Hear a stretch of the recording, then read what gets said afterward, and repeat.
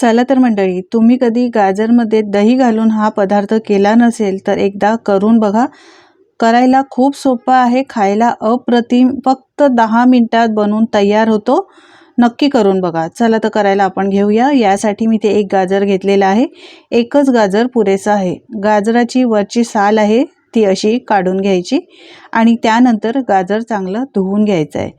हे बघा या पद्धतीने. हे गाजर थोडंसं मोठंच आहे म्हणून मी एकच घेतलं आहे. लहान असेल तर 2 घेऊ शकता. गाजराची साल काढली, धुवूनसुद्धा घेतलेलं आहे. आता याचे गोल आकारामध्ये किंवा बारीक आकारामध्ये असे पातळ पातळ काप करून घ्यायचे किंवा तुम्ही किसणीवर किसूनसुद्धा घेऊ शकता. हे बघा या प्रकारे. मंडळी, तुम्हाला माझी जर रेसिपी आवडत असेल तर प्लीज एक लाईक करायला अजिबात विसरू नका आणि तुम्ही कुठून ही रेसिपी पाहताय हे सुद्धा कमेंटमध्ये मला नक्की सांगा, म्हणजे मी तुमचे आभार मानू शकेन. हे बघा गाजराचे असे पातळ काप करून घेतलेले आहेत. आता मिक्सरचं भांडं घेतलं आहे. मिक्सरच्या भांड्यात हे सगळे गाजराचे काप घालायचे. आपल्याला हे वाटून घ्यायचं आहे, यासाठी पातळ काप केले. तुम्ही किसून घातलं तरीसुद्धा चालेल. जाडं ठेवलं तर ते बारीक वाटलं जाणार नाही. यानंतर अर्धी वाटी दही आणि सारख्याच वाटीने अर्धी वाटी रवा घातला आहे. अर्धी वाटी तांदळाचं पीठ घालायचं. चवीप्रमाणे मीठ घालायचं. अर्धी वाटी पाणी घातलं आहे. झाकण लावून मिक्सरला एकदम बारीक वाटून घ्यायचं. हे बघा एकदम बारीक पेस्ट करून घेतलेली आहे. आता ही एका मिक्सिंग बाउलमध्ये काढून घेऊया. यासाठीच आपल्याला ना पातळ बारीक काप करून घ्यायचे. आता मिक्स करून घ्यायचं आहे. पाणी सुरुवातीला जास्त घालायचं नाही, एकदम कमी घालायचं. गरज लागेल तसं पाणी घालायचं. अशा पद्धतीचं आपल्याला हे बॅटर पाहिजे.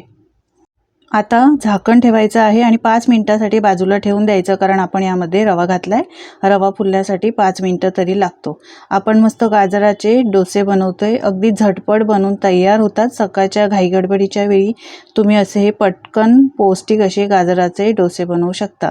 5 मिनिटांना तुम्ही पाहू शकता बॅटर छान घट्ट झालं आहे. आता यामध्ये एक इनोचं पॅकेट घालायचं आहे आणि त्यानंतर इनो ॲक्टिवेट करण्यासाठी अगदी थोडंसं 1 चमचाभर पाणी घालायचं आहे आणि मिक्स करून घ्यायचं आहे.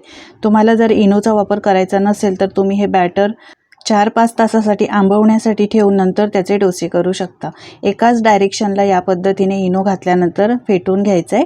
आता इथे पॅन मी आधीच गरम करायला ठेवलेला होता. इनो घालायच्या आधीच आपल्याला पॅन गरम करायला ठेवायचं आहे आणि त्यानंतर यावर 1 ते 1.5 पळी बॅटर घालायचं आहे. हलक्या हाताने पसरवायचं, जास्त पसरवायची गरज नाही. असं हलक्या हाताने पसरवल्यामुळे तुम्ही पाहू शकता मस्त याला जाळ्या पडलेल्या आहेत. जास्त पसरवलं तर अशा जाळ्या पडणार नाही. यासाठी जास्त पसरवायचं नाही, ते आपोआपच आपल्या आप पसरलं जातं. गॅसची फ्लेम फास्ट करून आधी पॅन गरम केला, त्यानंतर बॅटर घातलं आणि त्यानंतर एकदम स्लो फ्लेम केलेली आहे. वरून एकदम कोरडं झाल्यानंतर याला पलटून घ्यायचं आहे. नॉनस्टिक पॅन वापरते त्यामुळे याला तेल लावायची अजिबात गरज वाटत नाही मला. तुम्ही तव्यावर करणार असाल तर थोडंसं तेल लावायचं. दोन्ही बाजूनी मस्त असा जाळीदार डोसा छान शेकवून घ्यायचा आणि असा जाळीवर काढून घ्यायचा, म्हणजे त्याची एक्स्ट्राची वाफ निघून जाते.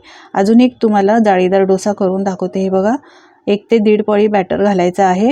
आता तुम्हाला मोठं करायचं असेल हा डोसा तर तुम्ही जास्त बॅटर घालू शकता. हलक्या हाताने पसरवून घ्यायचं. वरून कोरडं झाल्यानंतर याला पलटून घ्यायचं आहे. पलटण्याची घाई करायची नाही. पूर्णपणे कोरडं झाल्यानंतर पलटून घ्यायचं आणि दोन्ही बाजूने चांगले हे डोसे भाजून घ्यायचे आणि त्यानंतर जाळीवर काढून घ्यायचे. लहान मुलंच काय मोठेसुद्धा कधी कधी गाजर खायला मागत नाही, बाजूला वेगळे काढतात. तर या पद्धतीने गाजरचा सीझन आहे, सध्या हिवाळा सुरू आहे. मस्त असे लालसुटूक गाजर यायला लागलेत बाजारात. तर असे हे गाजराचा डोसा तुम्ही मुलांना काय मोठ्यांनासुद्धा बनवून देऊ शकता. चवीला खूप छान लागतो. मुलांना टिफिनमध्ये द्यायचं असेल तर तुम्ही हा अगदी घाई गडबडीच्या वेळी 10 मिनिटात बनवून देऊ शकता. एकदम सॉफ्ट बनतो, मऊसूद राहतो. हा डोसा बराच वेळ मऊसूद राहतो, त्यामुळे टिफिनसाठी पण देण्यासाठी बेस्ट ऑप्शन आहे. अगदी झटपट बनवून तयार होतो. मी आधी गाजराची बर्फी, गूळ किंवा साखरेचा वापर न करता मी गाजराचा हलवासुद्धा अपलोड केलेला आहे. ती रेसिपीसुद्धा तुम्ही नक्की पहा. डिस्क्रिप्शनमध्ये त्यांची लिंक दिलेली आहे. तर मंडळी, कसा वाटला हा गाजराचा पौष्टिक डोसा? तुम्हीसुद्धा या पद्धतीने करून बघा आणि तुमचे अनुभव माझ्यासोबत शेअर करा. पाहू शकता किती मस्त मऊसूद झाला आहे. सर्व केला आहे हिरव्या चटणीबरोबर. तुम्ही मुलांना द्यायचं असेल तर त्यांना सॉस आवडत असेल तर तुम्ही सॉसबरोबर त्यांना देऊ शकता. असे झटपट बनणारे बरेच डोस्याचे पदार्थ मी अपलोड केलेले आहे. गाजराचा डोसा, यानंतर मी बीटरूटचा डोसासुद्धा अपलोड केलेला आहे, पालकचा डोसा अपलोड केलेला आहे. तर तुम्ही ते सुद्धा नक्की पहा. रव्याचा डोसा, पोह्याचा डोसा, तुम्हाला ते सुद्धा रेसिपी नक्कीच आवडतील. करून बघा. रेसिपी आवडली तर लाईक करा, शेअर करा आणि अशाच रेसिपी पाहण्यासाठी चॅनलला सबस्क्राईब करा. धन्यवाद.